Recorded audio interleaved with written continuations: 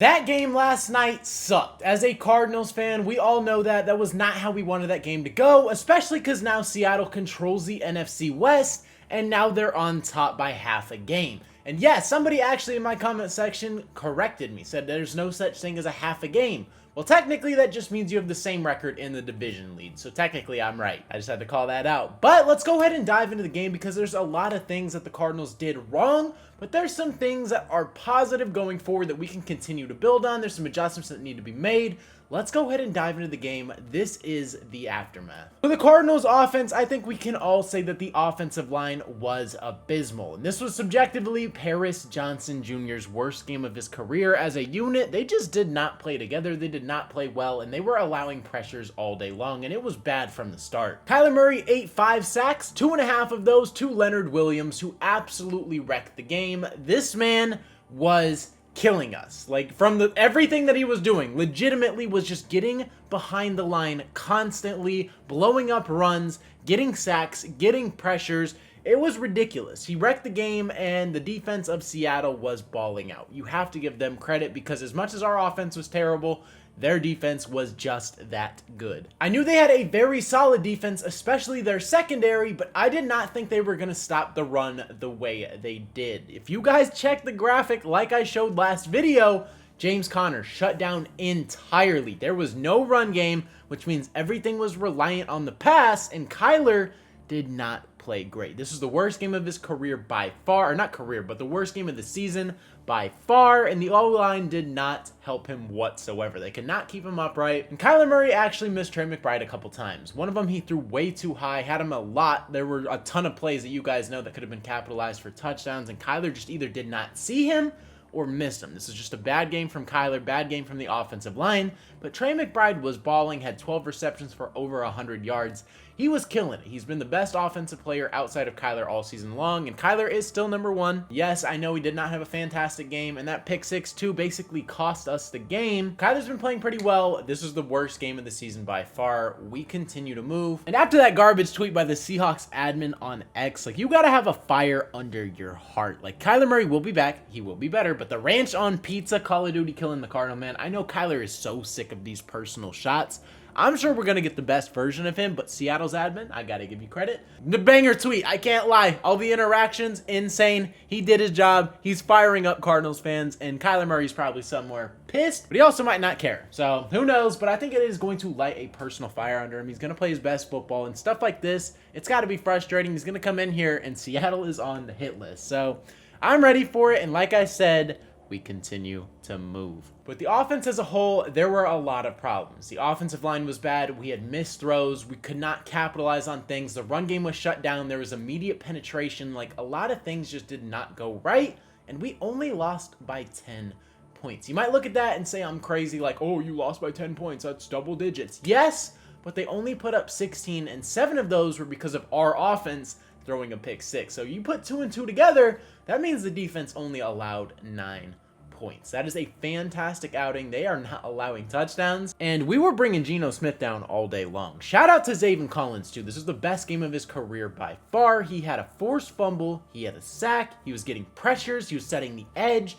Zaven Collins might have been one of our best players last game. He wasn't the only one getting home. We had 5 total sacks on the day. Just ridiculous performance. We're getting home. Nick Rallis is coaching up. Buda Baker's playing out of his mother trucking mind, and we are playing as a unit. This is what I expected going into the season, and with everybody dropping, it's crazy because now we're playing together, not when we had talent. So I don't know. All I know is this is the unit I was expecting going forward, if not even better, because we're not allowing touchdowns. This is like 4 games straight, I believe, that we have not allowed a single one. So just ridiculous outing by the defense. They did everything they could. Like I said, 5 sacks, and then Garrett Williams also had that interception late, so we had every opportunity. Like, if you get 5 sacks and an interception and you force that turnover on Geno Smith and you're able to bring him down constantly and you have all the pressure in the world and you only give up 9 points, there's no way you should not win a game. This falls on the offense entirely. The only gripe that I have is genuinely Sean Murphy-Bunting needs to be benched for Max Melton, because every time he's in the game, it seems like he plays a lot better significantly. So can we just like make that switch and make it like official? Can we just keep Sean Murphy-Bunting on the sideline please and thank you. And also something that is very minute is Chad Ryland missed his first field goal. I know it was bad weather conditions, but we have Matt Prater still. So that is something that needs to be in consideration. Potentially activate him, give him that 21-day window, and see what Chad Ryland does for the next 3 games. Because if he ends up costing us, it's going to suck. He's been on point, and I know a lot of you guys want to stay with the young kicker, but we have a veteran who is basically automatic, especially from 50 plus.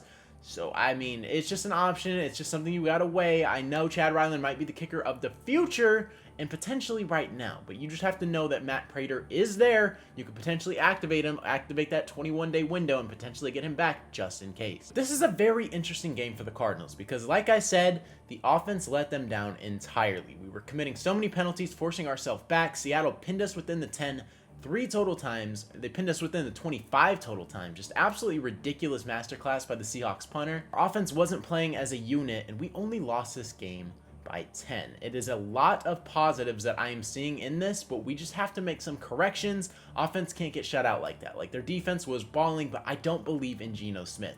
And we get a crack at him in 2 weeks. We have to capitalize. That game is going to be very important, and that might win the division. So we have to bounce back against Minnesota, but we have our eyes on Seattle in 2 weeks. We can't look ahead. We have to take care of what we got to take care of, but it's nice knowing we will have another crack at them, and I'm very excited for that because we control our own destiny. What we do going forward is on us. If we can't take care of business, we're not going to make the playoffs. We are going to fall short, and our shortcomings are going to come to fruition, and it is going to be that simple. We have to continue to play as a unit. The offense needs to pick it up, especially with the way the defense has been playing. I thought it would be flip-flopped because for the first half of the season, the offense was carrying, and the defense was allowing a ton of points, and now it's kind of flipping. And the offense last game played fantastic. Just against Seattle, you have to make those corrections. So me personally, I'm not worried, but there are things that need to be fixed. Like the run game and the offensive line, it starts with them. Drew Petzing has made it a focal point that the offense goes through James Conner. We cannot get shut out like that. You have to be reliant on him, but if it's 1st and 20,